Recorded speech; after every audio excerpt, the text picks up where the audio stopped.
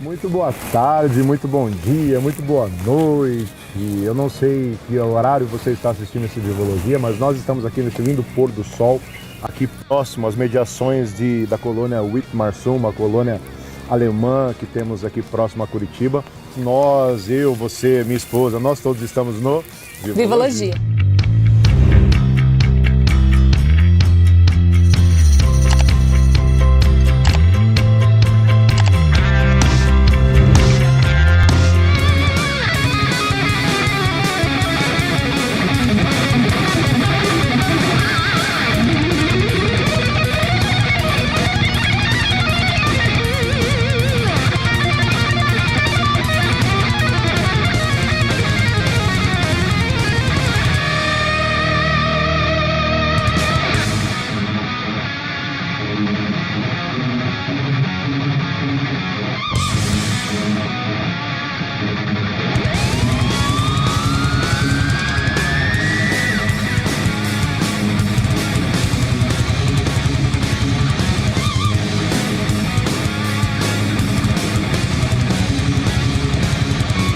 Eu quero falar com você hoje nesta nossa dica rápida de Vivologia, vivendo no dia a dia a palavra de Deus, a respeito da palavra sinergia. Eu peguei aqui algumas traduções para a palavra sinergia e diz que ela significa ação associada de dois ou mais.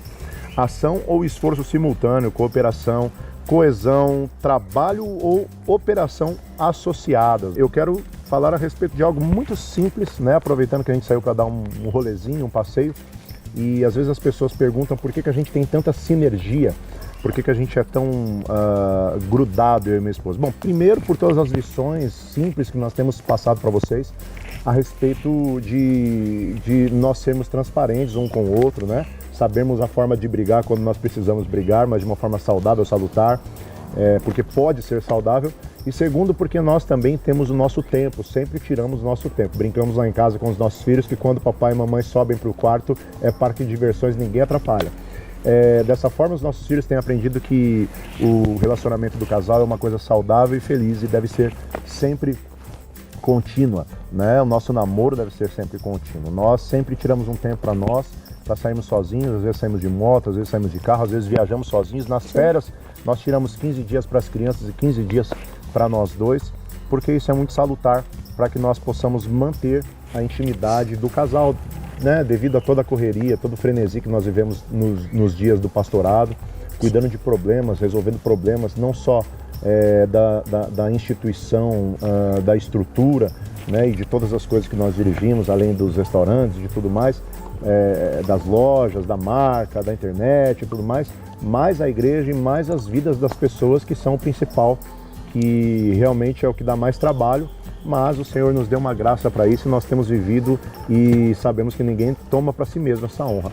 Mas nós temos que sempre nos lembrar de que nós somos um casal e que nós precisamos ter vida normal, né? Precisamos ter vida de namoro, precisamos ter o nosso tempo, porque se nossa família acabar, não existe mais nada. Não adianta, no Evangelho de Cristo não é faço o que eu digo, mas não faço o que eu faço. Isso é faço o que eu digo e faço o que eu faço, porque até quando eu erro, eu conserto. Então, a palavra de Deus é bem clara, Provérbios, no capítulo 31, a partir do versículo 10. Feliz quem a encontrar, a esposa exemplar, é muito mais valiosa que os rubis. O seu marido tem plena confiança nela e nunca lhe falta coisa alguma. Ela só lhe faz o bem e nunca o mal, todos os dias da sua vida. Então, quando nós aprendemos que o casamento é algo para desfrutar, para nós gozarmos, muita gente se casa, mas quer viver uma vida de solteiro. Deixa eu te dizer uma coisa, querido. O seu maior amigo, a sua maior amizade deve ser o seu cônjuge. Outro dia eu vi um pastor falando que as pessoas teriam que ter o tempo sozinhas e saírem sozinhas e tudo mais. Eu não acredito nisso. Eu acredito que se você quiser ter uma individualidade no sentido de privacidade, então não case. Porque quando você se casa, você se torna um. Quando nós nos casamos, algumas pessoas vieram dar aquelas dicas que não são construtivas e nós tivemos que repreender. Porque dicas, né, críticas construtivas só podem vir de verdadeiros construtores, só de quem construiu um casamento abençoado, não de quem não construiu. E nós sempre pautamos a nossa vida a observar quem realmente tem um casamento que não é fake, um casamento verdadeiro. E procuramos andar com pessoas assim, né, para que nós possamos também ter saúde, sermos saudáveis no nosso casamento. Olha, a palavra de Deus também diz em Provérbios, no capítulo 5, no versículo 18, seja bendito o teu manancial e alegra-te com a sua mulher, a mulher da tua mocidade. Ou seja, sempre seja alegre. Aqui está reforçando a respeito de você sempre manter o namoro. Lembrar de quando nós namorávamos, quando nós começamos a namorar, nos conhecemos, como nós saíamos sozinhos, como nós tínhamos olhos um para o outro, como nós nos olhávamos, né? É muito natural você observar em lugares públicos namorados, recém-casados, porque você vê que um só olha para o outro, né? E depois vai perdendo isso, e nós precisamos resgatar isso. Isso é muito importante. 1 de Pedro, no capítulo 3, versículo 7, diz assim: igualmente vós, maridos, coabitai com elas com entendimento, né? No intelecto, com entendimento, dando honra à mulher como o vaso mais fraco, né? Tratando-a como uma pessoa mais fraca. Apesar de nós termos movimentos feministas que têm pregado tantas coisas ruins, nós continuamos entendendo que a mulher, ela é imprescindível, ela é fator primordial na vida do homem, mas ela é um vaso mais frágil e não deve ser diferente disso, né? Foi feita assim, foi tirada da costela, como sendo vós os seus co-herdeiros da graça da vida, para que não sejam impedidas as vossas orações. Ou seja, se você não mantém, é um cristão, mas não mantém uma vida, o seu relacionamento saudável com a sua esposa diante de Deus, a palavra de Deus diz, e é clara, 1 de Pedro, que as suas orações nem escutadas vão ser. Ou seja, suas orações vão passar do teto. Por quê? Porque estão sendo impedidas por causa da falta de entendimento dentro do seu casamento, da falta de respeito dentro do seu casamento, da falta de tempo. Nós precisamos desse tempo salutar. E a sua melhor amizade deve ser a sua esposa, o seu marido. Nós sempre brincamos, às vezes nós viramos a noite, e não é no sexo não, nós viramos a noite conversando e dando risada, porque ela é minha amiga e eu sou amigo dela. Olha o que está escrito em Provérbios, no capítulo 18, no versículo 22.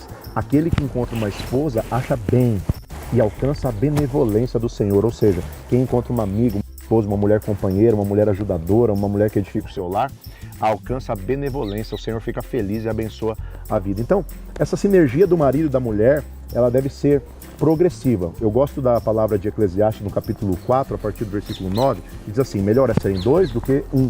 Quando eu ministro casamento, eu sempre ministro isso, porque tem melhor paga do seu trabalho. Porque se um cair, o outro levanta, e se o seu companheiro, mas ai do que estiver só, pois caindo não haverá outro que o levante também. Se dois dormirem juntos, eles se esquentarão, mas um só, como se esquentará? E aí quando chega no versículo 12, a coisa muda, a coisa progride, a coisa dá um up, né? Faz um upgrade aqui.